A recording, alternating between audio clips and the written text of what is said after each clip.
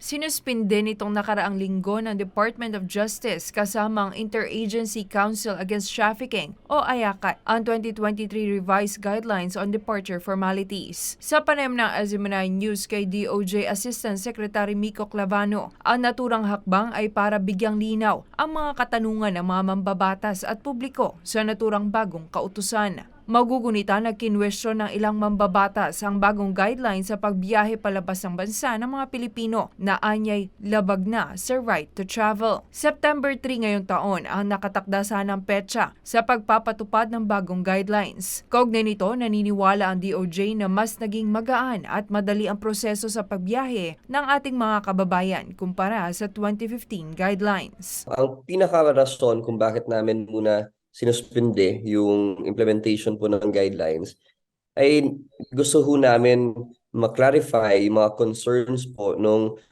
public at ng mga senador.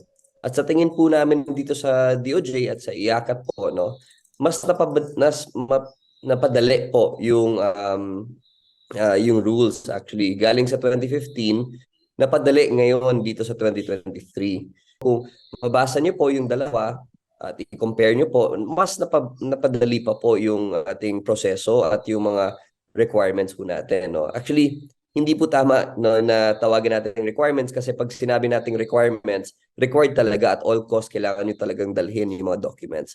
Dagdag pa ni Clavano na sensationalize lang ang naturang guidelines kung kaya't kailangan itong pansamantalang suspindihin. Kung meron po tayong mga untruthful statements, nagsisinungaling yung ating mga kababayan kung ano talaga ang actual purpose of travel, yun lang po ang hinahanap ng immigration officer.